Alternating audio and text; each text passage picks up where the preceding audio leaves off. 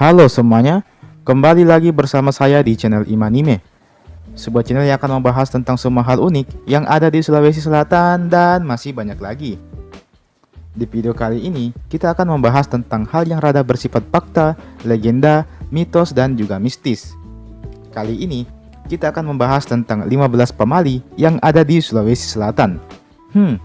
Kira-kira apa sajakah itu? Bagaimana ceritanya hingga pamali itu bisa ada?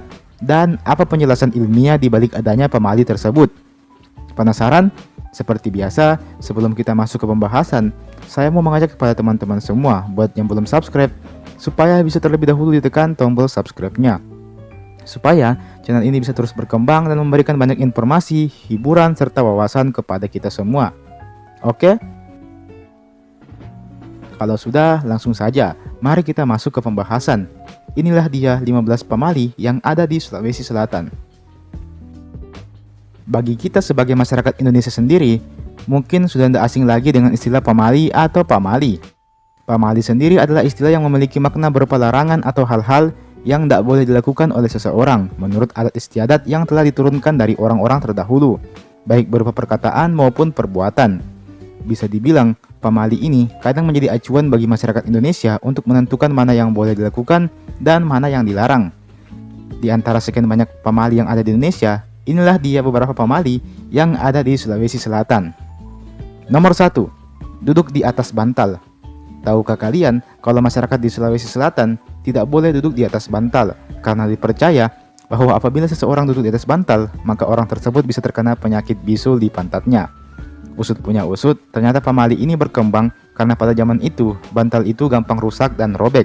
Oleh karena itulah, duduk di atas bantal dilarang, supaya bantalnya tidak cepat rusak. Selain itu, duduk di atas bantal juga dianggap tidak higienis oleh masyarakat di Sulawesi Selatan. Itulah mengapa duduk di atas bantal dulunya dianggap sebagai pamali. Nomor 2. Bertopang dagu. Ini juga merupakan pamali yang cukup populer di zamannya. Saya sendiri sering kena tegur bu guru waktu sekolah karena sering mendengar penjelasan guru sambil bertopang dagu. Padahal, kalau saya begitu saya malah bisa lebih fokus mendengarkan.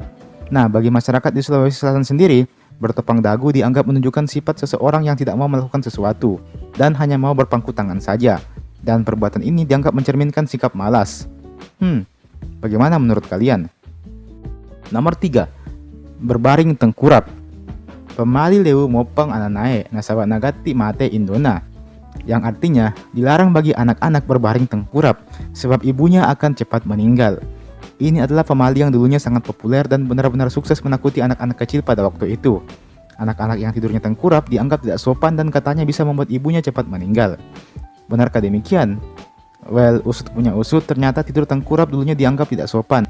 Dan anggapan bahwa ibunya bisa cepat meninggal itu hanyalah ancaman untuk menakut-nakuti si anak kecil itu tadi. Nomor 4. Anak gadis tidak boleh tidur sampai tengah hari. Kalau pamali yang satu ini bisa dijelaskan alasannya. Apabila si gadis itu tidurnya sampai siang, maka pekerjaan rumah tidak akan ada yang selesai.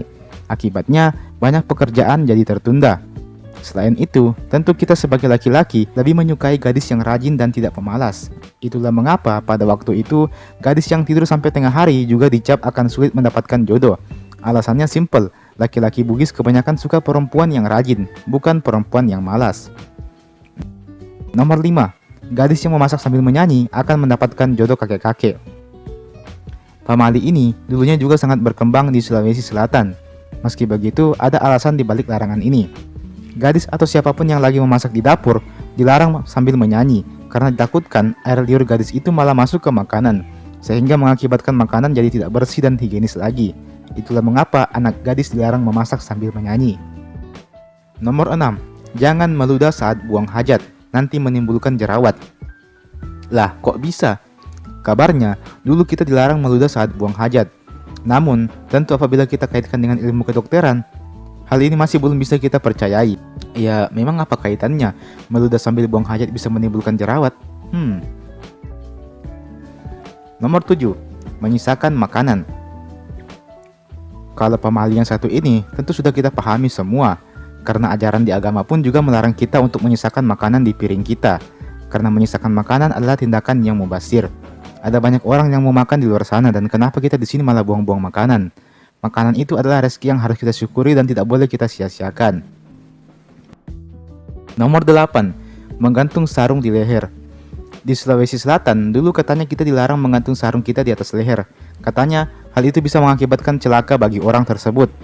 Namun hal ini ternyata berasal dari zaman peperangan antar kerajaan, yang dimana pada waktu itu, menggantung sarung di leher dapat dimanfaatkan oleh musuh untuk mencekik kita. Nomor 9. Potong kuku di malam hari. Dulunya, sempat tersebar larangan untuk memotong kuku di malam hari. Ternyata ini berasal dari keadaan pada masa itu, di mana penerangan pada malam hari hanya menggunakan lampu minyak dan juga lilin sehingga cahaya yang dihasilkan pun kurang terang, dan ditakutkan akan terluka apabila memotong kuku pada malam hari. Pada zaman itu, orang memang potong kukunya pakai pisau atau parang. Itulah mengapa potong kuku pada malam hari dilarang pada waktu itu. Nomor 10. Gadis tidak boleh duduk depan pintu, nanti jodohnya tidak datang.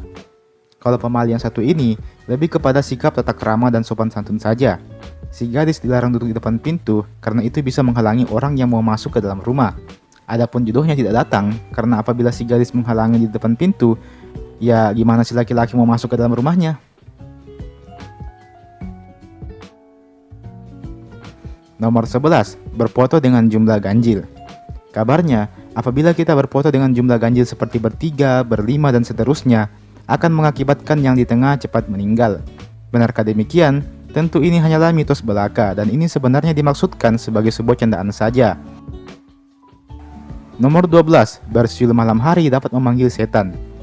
Kalau pamali yang satu ini sebenarnya dilarang karena pada waktu itu apabila waktu telah malam, maka suasana akan jadi sangat hening dan biasanya orang-orang cepat tidur kalau malam. Olehnya itu bersiul di malam hari dilarang supaya tidak mengganggu tetangga sebelah yang sedang beristirahat. Nomor 13. Jangan keluar rumah saat maghrib, nanti diculik wewe gombel. Ini juga salah satu pamali yang cukup populer di zamannya. Pamali ini ditujukan untuk anak kecil. Salah satu alasannya adalah karena waktu maghrib adalah waktu beristirahat dan beribadah. Itulah mengapa anak kecil dilarang keluar rumah saat maghrib. Selain itu, memang waktu awal-awal malam merupakan waktu di mana setan mulai berkeliaran. Dan takutnya akan mengganggu si anak kecil tadi. Sehingga sebenarnya pamali ini ada benarnya juga. Nomor 14. Jangan memberi makan jantung pisang kepada anak kecil, nanti anaknya bodoh dan nakal. Ini juga merupakan pamali yang lumayan berkembang di zamannya. Kabarnya, anak kecil tidak boleh diberi makan jantung pisang karena bisa mengakibatkan si anak jadi nakal dan bodoh. Benarkah demikian? Jujur saja, saya masih kurang tahu soal ini. Mungkin bisa teman-teman bantu menjelaskan di kolom komentar di bawah. Nomor 15. Melempar garam kepada seseorang bisa membuatnya kesurupan. Ini adalah pamali yang cukup populer di masanya. Kabarnya, apabila kita melemparkan garam ke seseorang, maka orang itu akan langsung kesurupan. Benarkah demikian? Setahu saya, garam memang identik dengan pengusir hantu dan juga hewan-hewan berbahaya. Dan itu lumayan sering dipraktikkan orang-orang zaman dulu. Tapi kalau bikin orang lain kesurupan sih, ya kurang tahu juga saya. Mungkin ini ada kaitannya dengan adab dan sopan santun sih. Soalnya melempar orang dengan garam itu kesannya tidak sopan. Itulah mengapa hal ini dilarang. Dan teman-teman, itulah tadi 15 pamali yang ada di Sulawesi Selatan. Sebenarnya masih ada banyak, namun untuk saat ini cukup 15 saja. Nanti kita buat lagi kalau video ini banyak yang nonton. Sebagai bonus, kabarnya legenda zaman dahulu mengatakan bahwa bagi yang menonton channel ini harus subscribe, like, dan share video ini. Soalnya kalau tidak, ya tidak apa-apa sih sebenarnya. Like kalau kalian suka dan subscribe juga ini channel. Silahkan komen di bawah kalau ada pamali lain yang belum saya sebutkan atau sempat ada penjelasanku yang keliru, bisa kalian luruskan di kolom komentar di bawah. Oke, terima kasih dan sampai jumpa di video berikutnya.